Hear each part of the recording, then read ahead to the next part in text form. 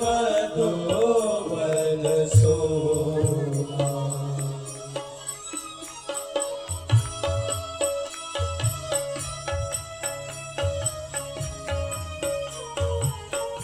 इन गोपियों की दशा वैसी हो गई जैसे भगवान के विरह में काले खां। मैंने कई बार काले खां मुस्लिम धर्म को मानने वाला काले खां,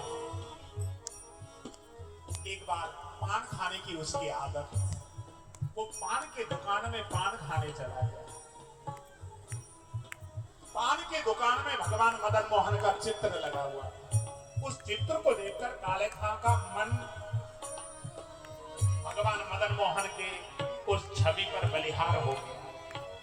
आंखों से आंसू की धारा बहने लगी, हृदय में रोमांच हो गया। देखो भगवान जब किसी भक्त को कृपा करते हैं तो मेरे भाई बहन आंखों से आंसू प्रवाहित होने लगते हैं, हृदय में रोमांच होता है, हृदय गदगद होता है, ये जो बाल हैं ये खड़े होने लग जाते हैं, मन में अत्यंत उमंग उमड़ उमड़ करके आता है। काले खां भगवान की छवि को देखते ही उसके रोंगटे खड़े होने लगे। अब तो काले खां ने पान बेचने वाले व्यक्ति को पूछा, भैया ये किसका चित्र लगा हुआ है? पान बेचने वाले व्यक्ति ने कहा, भैया ये हमारे मदन मोहन भगवान का मंदिर का फोटो है। अच्छा, ये कहाँ मिलेंगे? मुझे इनसे मिलना है, इनसे मिलने की मेरे मन में उत्कंठा जागृत हो रही है। देखो गोपियां तो भगवान के साथ संग में उठी बैठी, लेकिन काले खां भगवान के साथ कोई संबंध नहीं है, मुस्लिम धर्म को मानता है, लेकिन चित्र को देखते ही भगवान ने उसका चित्त को चुरा लिया। जब भगवान किसी को कृपा करने को होते हैं ना, भगवान चित्त चुरा देते। तो काले खां का चित्त जब मेरे मदन मोहन भगवान ने चराया, उसने पान वाले व्यक्ति, पान बेचने वाले से पूछकर वृंदावन का पता पूछा और ये वृंदावन आ गया। वृंदावन में आकर यमुना स्नान की और मदन मोहन भगवान का मंदिर का पता पूछकर ये चला है मंदिर की ओर। और जैसे ही मंदिर में पहुंचा, सीढ़ियों से वो मंदिर, आप कभी मदन मोहन के मंदिर में गए होंगे वृंदावन, वो सीढ़ियां चढ़कर जाना होता है मंदिर। वो सीढ़ियों पर जब मदन मोहन भगवान के मंदिर में जाने के लिए वो चढ़ने लगा, जो वहां पर रक्षक खड़े थे, रक्षकों ने रोक दिया, है मुस्लिम व्यक्ति तू कहां जा रहा है, यहाँ मुस्लिमों का प्रवेश नहीं। जैसे ही काले खां को टोक दी, उस समय काले खां बोलने लगा, भैया मैं किसी को तंग नहीं करूंगा, मैं केवल भगवान का दर्शन करके लौट जाऊंगा। भैया मुझे एक बार भगवान का दर्शन करने की अनुमति दो, भैया मुझे केवल दर्शन करना है, मैं बहुत दूर से भगवान का दर्शन पाने के लिए आया हूं।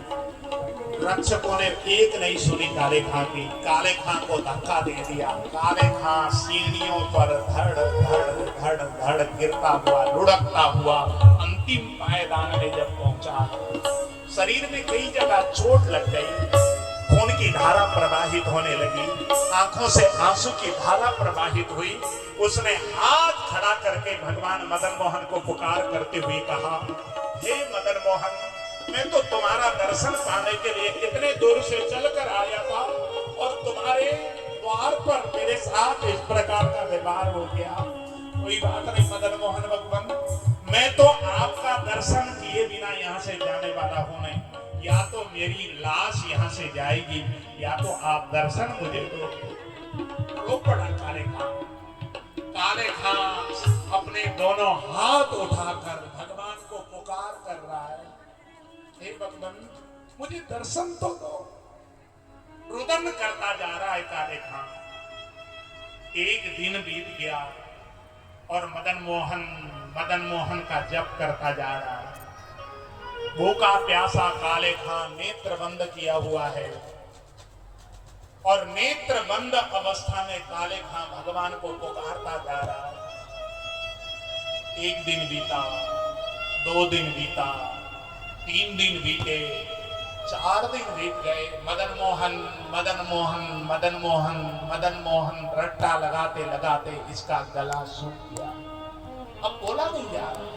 ये सांस के सहारे केवल मदन मोहन मदन मोहन मदन मोहन बोलता जा रहा है, सांस से बोल रहा है, आवाज निकल नहीं रही है।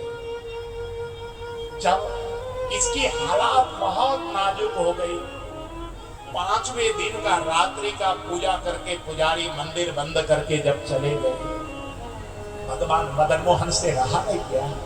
भगवान मदन मोहन मूर्ति में से निकले, 56 भोग की थाली पुजारी सजा कर गए थे, उस 56 भोग की थाली को उठाया भगवान मदन मोहन ने और 56 भोग की थाली को लेकर काले खां के पास आ गए।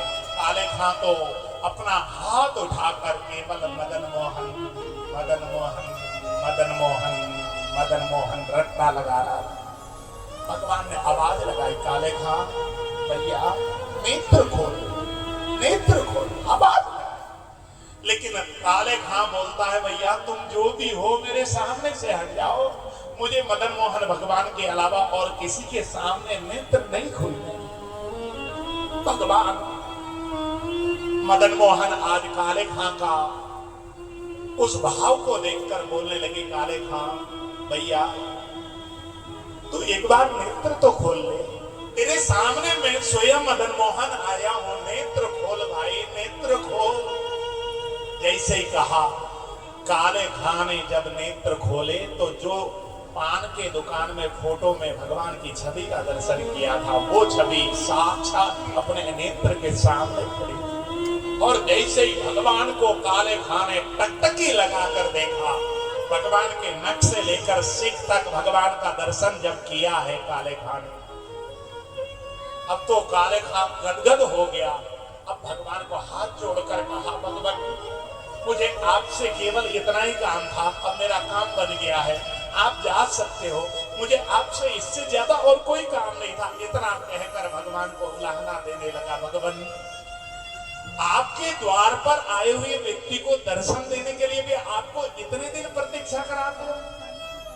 भगवान आपसे मेरा कोई ज्यादा काम थोड़ी न था, यदि आप पहले दिन आए होते तो आपका क्या बिगड़ जाता, इतना प्रतीक्षा कराया, वीडियो बना रहे। इतना काले खां का कहना था। भगवान बोलने लगे, काले खां भैया मुझे माफ कर, भैया मुझे माफ कर, एक तू कई दिन से भूखा है, तेरे लिए मैं प्रसाद लेकर आ जाऊं, ले पहले प्रसाद पा ले, फिर मुझे जो कहना उसके बाद कह देना, इतना कहना था।